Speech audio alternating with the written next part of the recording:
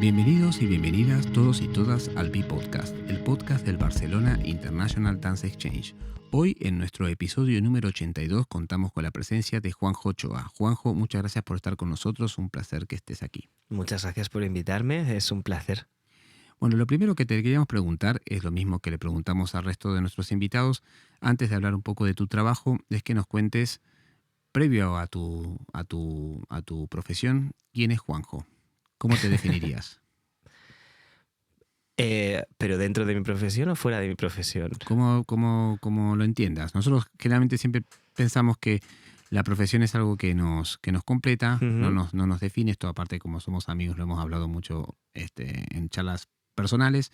Digamos fuera de tu profesión, ¿cómo te definirías? Para la gente que está escuchando y no te conoce. Pues mira, eso es una pregunta muy buena de entrevista que nunca me habían hecho, para empezar una entrevista además. Pues yo te diría que me considero una persona muy apasionada, muy viva y que me gusta mucho la gente, me gusta mucho bailar, me gusta mucho la música, me gusta mucho el cine y básicamente sentir. Y Así. gran respuesta. Y dentro de esas características que nos estás compartiendo, ¿qué sentís que de todo eso llega a tu labor artística? Bueno, pues a ver, los que no me conozcáis, pues mi labor artística es amplia dentro de la música, en el sentido que trabajo como compositor, como pianista, muy involucrado en el mundo de la danza, tanto como pianista acompañante de danza, como compositor en diferentes compañías y también luego tengo una vertiente más experimental, con piano preparado, fusionado con electrónica, y también bandas sonoras, digamos, de otros ámbitos como el audiovisual y más también otros proyectos más, digo, performativos, el teatro también alguna vez. Y quizá todo lo que une, muchas veces lo pienso, sea esa sensación como de que me gusta mucho poner música a la vida y, digamos, ensalzar los sentimientos que subyacen dentro de los diferentes proyectos en los que me involucro. Es muy curioso siempre con la danza, por ejemplo, cómo la música puede dar un significado u otro en función de cómo se haga, y lo mismo, por supuesto, en el cine y tal, ¿no? Entonces, yo en ese sentido me siento intento siempre como entender mucho como el sentimiento y lo que se quiere transmitir, y trato que la música sea ese vehículo directo hacia las emociones, en conjunción con otras artes. Y cuando estoy con el piano solo, con la electrónica, ahí es mi propio sentir el que prima, digamos. ¿Y dónde está ese sentir, digamos, a la hora de conectar esa emoción y ese acto abstracto que es, o de la abstracción que es la música, para vos? ¿Dónde? Pues yo creo que en la gente, o sea, en los demás, más, o sea, cuando, como te digo, cuando es mío, pero es ese sentir de humanidad, de todas esas, sobre todo lo que está más oculto, lo que no se puede expresar con palabras, es como un tópico, ¿no? La música expresa lo que las palabras no pueden decir, pero cada vez siento más esto, ¿no? Y en los tiempos que corren, que está tan de moda teorizar sobre todo y hay que justificarlo todo desde el ámbito teórico, creo que el arte, y en concreto el arte que no tiene palabra, como es la música y la danza, es capaz de transmitir y de hacer llegar ese sentimiento, ese sentir que está oculto y que no tiene a veces cómo salir. Y es precisamente ese vehículo el que utiliza y el que yo intento como sacar a la luz. Y ¿Dónde sentís que está? Esto que acabas de contar es muy profundo y me permito ir un poquito más, si podemos, que, ¿dónde sentís que esa relación está gravitando hoy para ti con respecto a lo que quizá era hace 5 o 6 años con todo lo que fue la pandemia, ¿no? Y todo lo que fue este cambio tan bestia para todos? Y sobre todo en tu relación, que sos una persona muy, después vamos a hablar un poquito, sos también, es una relación física con el instrumento, no Sí. solamente una relación de ejecutante, dijéramos. Bueno, no entiendo bien la pregunta. Es como, ¿cómo estoy ahora en comparación Sí, con... no, claro, ¿qué sentís que cambió, digamos, desde aquella desde la vez, pandemia? desde antes de la pandemia aquí, donde hubo toda esta reconfiguración de tantas cosas? Ja. Mm, yo creo que la urgencia, Mm, en el sentido de...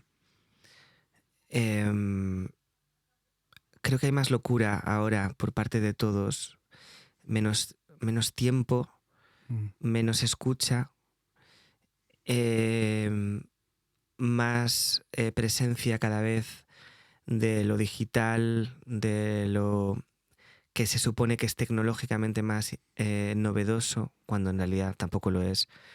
Em, Creo que hay una mayor dictadura de que lo moderno tiene que pasar por lo electrónico, por lo digital, mm, que quizá antes no era tan evidente y ahora es como que si no está parece como que no es mm. interesante y no es moderno.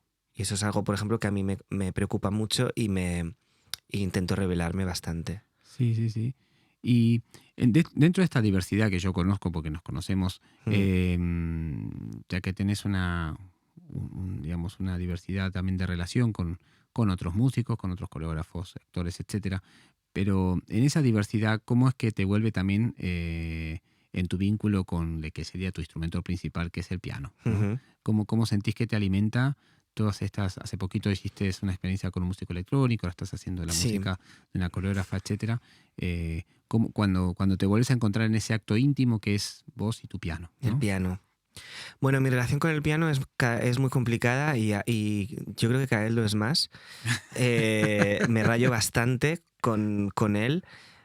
Hace unos días estuve precisamente bueno, en un proyecto que estaba Marco Mezquida, que es un pianista de Barcelona fabuloso y nunca lo había oído en directo. Conocía su trabajo y tocó y me dio una envidia de, "Buah, toca el piano entre comillas normal, ¿no? O sea, no hace nada más que tocar el piano, ¿no? Y esto es, claro, el piano, yo me he criado con él, es mi instrumento, es con el que yo empecé digamos, a hacer música y a relacionarme con ella.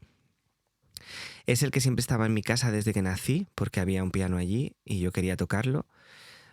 Yo era absolutamente fan de la música clásica desde pequeño y yo me quería dedicar a la música clásica. Entonces, Mm, eh, bueno, yo arrastro una gran frustración y creo que mi manera también de ser artista es cómo me relaciono con esa frustración de no ser un pianista clásico. Porque para mí la música clásica, o sea, los grandes compositores, dentro de... Antes hablábamos de esto de moderno, ¿no? sí, sí.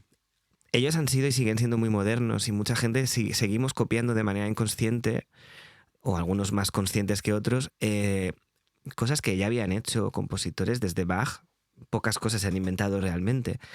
Pero tenemos como esa visión de la música clásica como algo anquilosado y antiguo y poco conectado con la realidad. Y es porque el mundo de la música clásica está muy poco conectado con la realidad. Pero la música no lo estaba y no lo está. No, para nada, estoy Entonces, totalmente de acuerdo. mi problema es porque, bueno, mi camino siempre ha sido que en el fondo a mí me encantaría dedicarme plenamente a la música clásica, pero como también me gusta mucho relacionarme y estar dentro del mundo y como te comentaba antes, de esos sentimientos, de ese sentir y esa transmitir a los demás y poder sentir juntos, la música clásica se queda en un lugar que no me permitía, digamos, esta sensación de apertura y de comunidad. Y, y entonces creo que me paso desde entonces la vida viendo cómo puedo compaginar y complementar esto que ya no hago, que es, pues eso, tocar repertorio clásico, pues con otras cosas. Y empecé desde tocando el piano de otras maneras, pues cuando piano preparado, que es como introducirme dentro del piano, como para cambiar ya la manera técnica de tocarlo, a luego mezclarlo con electrónica para amplificarlo y poder llevarlo a otro escenario y luego ponerlo en comunión con otras artes como la danza y como el teatro y tal.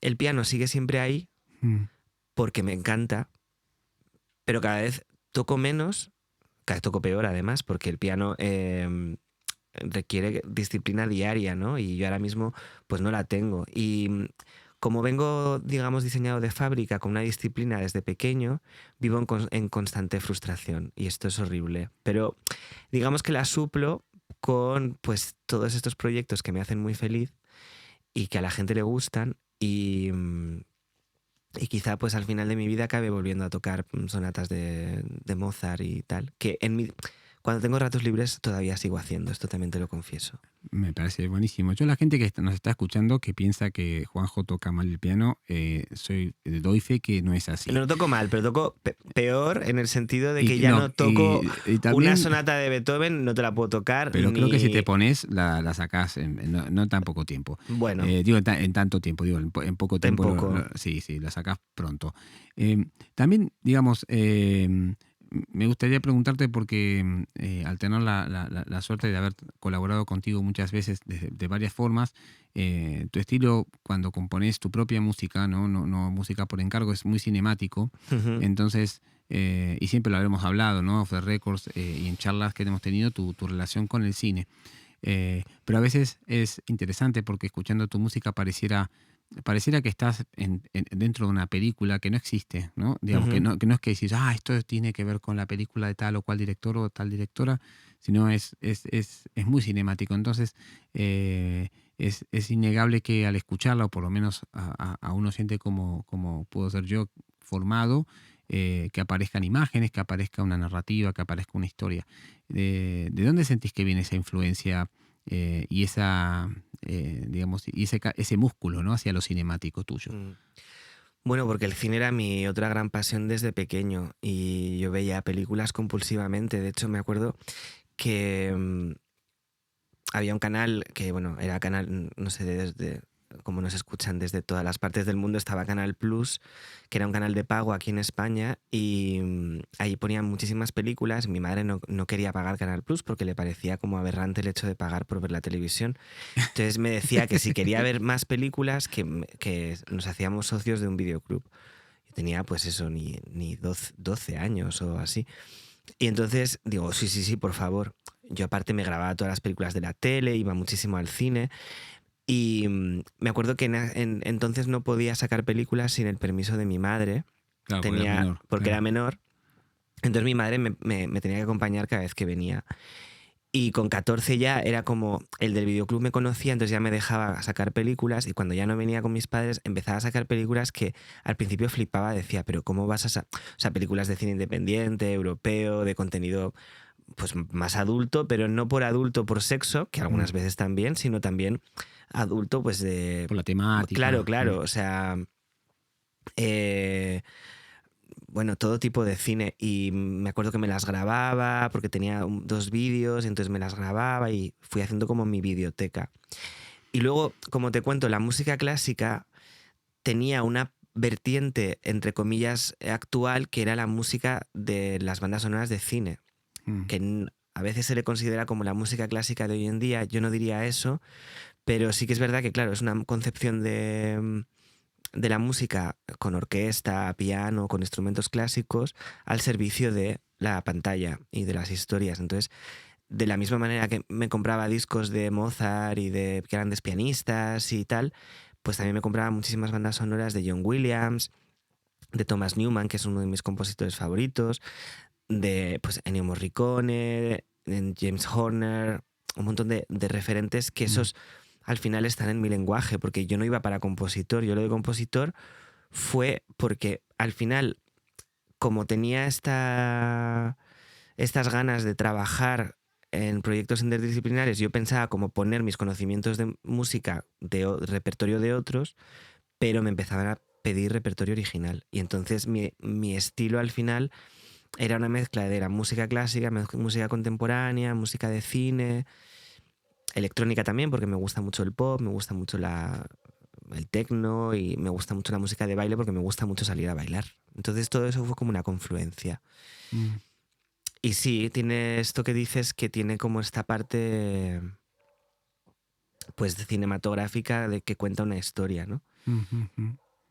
Y nombraste varios de tus referentes, ¿no? Y también, como decías antes, tenés una relación con no solamente con el instrumento de forma física, sino también con toda la parte tecnológica. ¿Qué influencias o qué referencias pensás que tenés, además de las musicales y cinemáticas, que un poco constituyen este Juanjo actual, este arte actual con el que estás dialogando, transformando y pensando? ¿Influencias fuera de la música? Sí, o dentro. O dentro, fuera de la música, o que tienen que ver con con no lo meramente artístico. O sea, venís de una ciudad como Zaragoza, ¿no? Para los que no saben, ¿no? Eso, por ejemplo, no me ha influido nada. No, para nada, pero sí que te puede... Es posible. Quizá en el querer, con todo el respeto, si hay alguien que nos escucha de Zaragoza, un saludo, de verdad. Me he criado allí durante 20 años, pero yo quería salir escopeteado porque precisamente no... Creo que Zaragoza tiene mucha carencia de oferta cultural y con el gobierno que hay ahora horrible, ha quitado lo poco que había. De hecho, había un centro interesantísimo que era por si nos escucha alguien y puedo decirlo, por supuesto, el Etopía, que era un centro precisamente de investigación musical y tal, lo han quitado para dar el dinero a los toros. Me parece increíble porque precisamente Zaragoza tiene mucha carencia y es una ciudad que tiene muchísimas posibilidades por donde está y por el tamaño que tiene y las infraestructuras que tiene y que podría tener. Mis influencias, quizá por donde vas, también tienen un punto mediterráneo. Me gusta mucho la música árabe, me gusta mucho la cultura árabe y eso se nota mucho en muchos de mis temas. Las percusiones de Oriente Medio y todo esto. También lo celta de alguna manera, porque veraneaba mucho en Irlanda para aprender inglés. Y esto que creo que también me interesó mucho, sobre todo esa concepción de pequeña orquesta celta que me encanta, con el violín, con la flauta, con todas estas pequeñas formaciones me han interesado mucho siempre. Y el folclore también, o sea, digo que no me ha influenciado Zaragoza, pero sí que es verdad, pues ahora mismo para Sol Picó he tenido que hacer una jota y ha sido muy divertido porque, claro, no me ha costado hacerla, la he hecho bastante rápido y pues al final, yo qué sé, está. Sí, y también el tema de que en Zaragoza es el lugar donde los bares cierran más tarde, usualmente. Sí, esto también es verdad. Es una ciudad muy acogedora. En ese creo que mi carácter sí que se ha beneficiado mucho de la ciudad porque es muy abierta con todo el que va. Hasta ahora, me imagino que ya no, porque están cerrando todo y muy pronto, pero hasta ahora siempre ha sido que cerraba todo muy tarde y que había una gran posibilidad de estar toda la noche de juerga, que eso a mí me gusta de vez en cuando. Por supuesto. Y en Barcelona es muy difícil si no pagas un montón de dinero. Y eso sí que es verdad. Me voy a aprender yo gracias a ti hoy de mí. Bueno, básicamente porque aparte de que nos conocemos ya hace unos años y sos zaragozano, tengo otros amigos íntimos también zaragozanos que y bueno, ves un poco y he ido muchas veces y esto también está. Es como la parte, digamos, llamémosle que la cultura popular de relación en Zaragoza, y por eso te lo nombra, porque sos una persona que se relaciona, sí. es muy para mí, ¿no? Es una de las cosas que también sobresalen de lo que es ese tejido, más allá de estas carencias que nombrabas, que comparto. Te quería hacer una pregunta más antes de ir a las últimas, ¿no? Que es en el momento, y con otros artistas que hemos hablado, uno de ellos que es muy amigo y por el cual nos hemos conocido, Ángel Faraldo, el maestro Ángel Faraldo, ¿Cómo es esa relación cuando tenés que trabajar en una obra escénica, la que sea, en la cual estás siendo parte de una narrativa que no solamente está delimitada con la música, cuando a veces, por ejemplo, en el caso de la danza, la música suele ser muy delimitante, ¿no? Y vos que encima, para los que no saben, también trabajás tocando el piano en clases de danza, digamos, pero que sería otro tipo de presencia o de lugar, por más que también lo usas para un espacio para experimentar. Eh, ¿Cómo es esa relación cuando estás con otra persona y te trae un proyecto y cómo es ese diálogo? Siempre a mí me interesa, ¿no? No sé si la palabra es traducir, porque no me gusta la palabra traducir, pero cómo es me viene más una palabra en inglés que es merge, ¿no? Cuando vienen y entremezclan y convergen lo sonoro, lo escénico y lo físico. Pues, claro, yo siempre intento, o sea, lo bueno es que tener tiempo, porque a veces es todo como muy pim pam, pero precisamente lo que me gusta, además, precisamente de la danza en concreto, es que como parte en general, puede partir de algo concreto, pero siempre hay una parte de abstracción muy importante. Entonces, a mí lo que me gusta es conocer, o sea, que el creador o creadora, pues en este caso un coreógrafo o coreógrafa, me explique qué quiere transmitir y que lo diga de la manera que quiera, o sea, con las palabras que quiera y que se exprese libremente. Pues a veces no, es que quiero, no sé, o sea, incluso colores o tal, si es algo más general, pero luego incluso en lo particular, en cada una de las escenas, si es que lo quiere dividir en escenas. Entonces, ahí hago, no voy a decir en plan medium, pero sí que no, pero me lo tomo como bastante, para mí es algo como bastante místico, porque es como realmente intentar yo, como un intérprete más, sentir eso que me están pidiendo a nivel emocional, a nivel narrativo, y desde ahí crear la música. Entonces, la conjunción, que a veces también puede ser en contraste, o sea, y muchas veces es muy interesante también hacerlo así, es lo que creo que al final va a dar como el resultado más interesante, que puede ser que no funcione a la primera, de hecho muchas veces no funciona a la primera, pero es como siempre intentar preguntar eso, ¿qué quieres transmitir? Y yo saber qué está pasando en escena, cuántos bailarines hay, porque claro, a veces tiene más peso si es un grupo muy grande de bailarines o es un solo, te puedes tomar. Cambia mucho, ¿no? La capacidad de la música y el peso que quieres dar a cada una de las escenas. Y luego otra parte muy importante que es más técnica es qué referentes musicales tienen las personas con las que trabajo. Claro. Porque muchas veces me pasa que, claro, tú puedes proponer algo que a ti te parece lo más, pero al otro no le interesa nada ese tipo de música. Entonces, igual a mí me apetece algo súper minimalista, súper ambiente sonoro mega desnudo, y el coreógrafo necesita más. O sea, volviendo ahora, porque ahora es que estoy metido en lo de Sol Pico, que estamos haciendo un espectáculo de calle, que yo nunca había hecho algo tan grande, porque es un espectáculo de calle con estructuras muy grandes, son 5 bailarinas, pero son varias estructuras que se van moviendo y está pensado pues para 2.000, 3.000 personas. Entonces, claro, en un teatro, a mí ese momento íntimo donde la resonancia misma del sonido puede ser parte de... O sea, es parte de la música y es parte de la expresividad y tal, pues claro, eso en un espectáculo de calle se pierde. Entonces, estoy aprendiendo mucho con este montaje de cosas que de repente no... A mí me servirían normalmente y de repente no funcionaban. Y entonces, en ese sentido, he tenido que cambiar bastante la mentalidad y he tenido más hay un asistente... O sea, había un asistente de dramatúrgica en el proceso que me ha ayudado mucho a entender esa parte que yo, la verdad es que no conocía. Claro. Entonces es como intentar realmente ser un poco psicólogo, un poco medium, un poco tal, como para en plan, ¿qué quieres? Y cómo podemos hacer que eso salga. Sí, sí. Y, y las últimas dos preguntas tienen que ver, la primera con ¿qué te deja? ¿Qué te deja todo esto a lo que te dedicas? ¿Qué te deja a la hora de, justamente, valga la redundancia, dejarlo de hacer y preparar alguna de las famosas comidas que preparas, que cocinas muy bien? ¿Qué sentís que te deja toda esta multiplicidad que tenés con las artes escénicas a Juanjo? ¿Sí?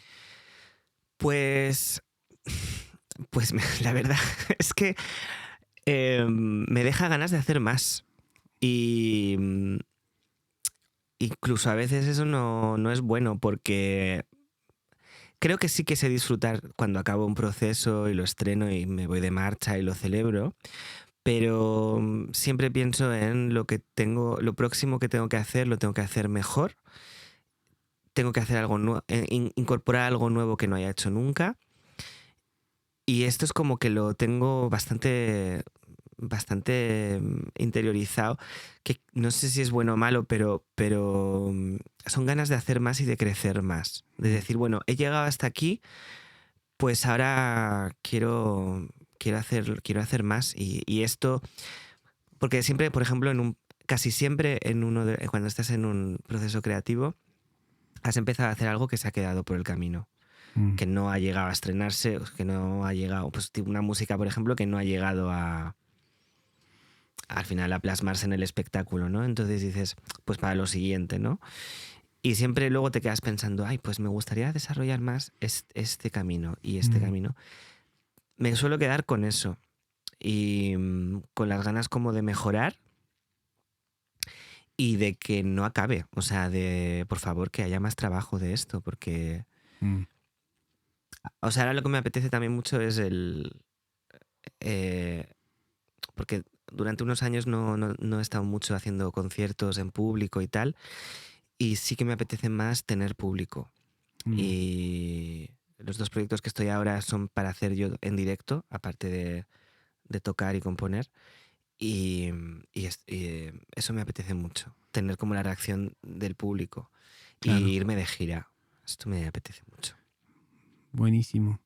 Y la última pregunta que le incorporamos este año es si alguna vez o si algunas veces lo pensaste en dejar. No, jamás. No, porque... y bueno, yo eso siempre lo cuento también.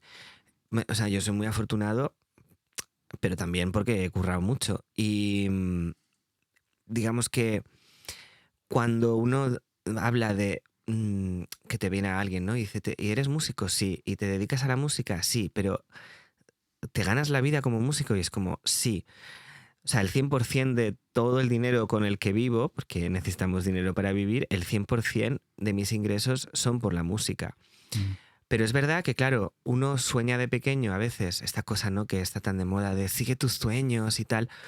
Bueno, pues tú puedes seguir... No, es que yo soñaba con ser pianista clásico, tocando conciertos con repertorio clásico y con orquestas y tal, ¿no? Este era como mi sueño de pequeño. Claro. Cuando yo, de hecho, con 18 años decido que no voy a estudiar una carrera universitaria porque quiero continuar el conservatorio y que mi carrera sea el piano, para mí mi idea todavía era esta.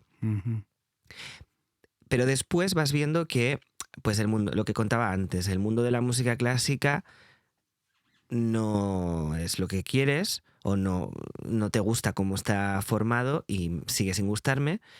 Y que tú tampoco eres tan bueno en ese sentido como para aguantar, sobre todo para aguantar la disciplina, ya no técnica, sino emocional que supone esta vida de pianista solitario, de concertista pianista, ¿no? Entonces tú te adaptas. Entonces, de repente descubres otros caminos y acabas dedicándote a la música de formas que igual de pequeño soñabas de alguna manera, pero no sabías ni que existían y las vas descubriendo. Entonces, nunca me he planteado en dejarlo porque afortunadamente pues siempre he encontrado caminos que me permiten estar dentro de la música con otras artes y ya tengo 41 años, ya voy bastante enfilado. O sea, Damos fe. sí. Y que si no es una cosa será la otra, pero la música siempre estará presente. Lo último es un juego que empezamos hace un tiempito ya, y es que cada invitado le deja una pregunta al que sigue, sin saber quién es. Ujú, Y bueno, te han dejado una, pero antes de que te la formule, ujú. ¿qué le preguntarías a nuestra próximos, porque a veces son 2 invitados? Que pueden ser músicos o bailarines o, bueno, Son seres humanos. seres humanos. Usualmente mamíferos.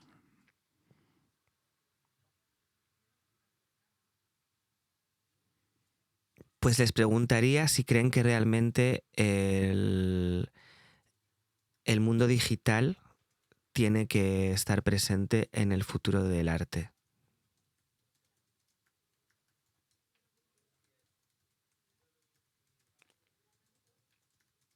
Perfecto. Si creen que realmente el mundo digital tiene que estar presente en el futuro de las artes. Excelente pregunta. A ver qué dicen. A ver qué dicen. Bueno, a vos te ha dejado una pregunta la periodista Bárbara Robert, ¿sí? Ujú. Y la pregunta es si ya habías hecho un café conmigo en Gracia. Porque la primera vez que no había a Bárbara hace muchísimos años y que quedamos para hablar de proyectos y demás, fue en un café en Gracia. Entonces pregunta si alguna vez habías quedado conmigo en un café en Gracia. Pues yo creo que no. En Gracia concretamente me parece que no. ¿En otros barrios? No, pues igual sí. Oh, sí. Porque cuando mi novio vivía en Gracia, igual tú viniste en algún momento. Puede ser. Mm. Yo lo que sí sé es que nos tomamos café en casi todos los demás barrios. Sí, en diferentes, porque hemos vivido en diferentes y nos hemos movido. Pues no lo sé, diría que no. Café, tomar un café en Gracia, quizá no. Como tal, como experiencia de tomar un café. Tomar algo, puede que sí. Bueno. Café no, de todas maneras yo no tomo café, yo tomo té. Ya lo sabemos, pero sí. Entonces, para los que me estén escuchando, cuando es tomar un café, para mí es tomar un té. Muchísimas gracias, Juanjo. Pues Un gracias a placer ti. escucharte, un placer aprender. Es todo esto que expresás es lo que sos. Yo que tengo la suerte de verte seguido y es muy, siempre muy,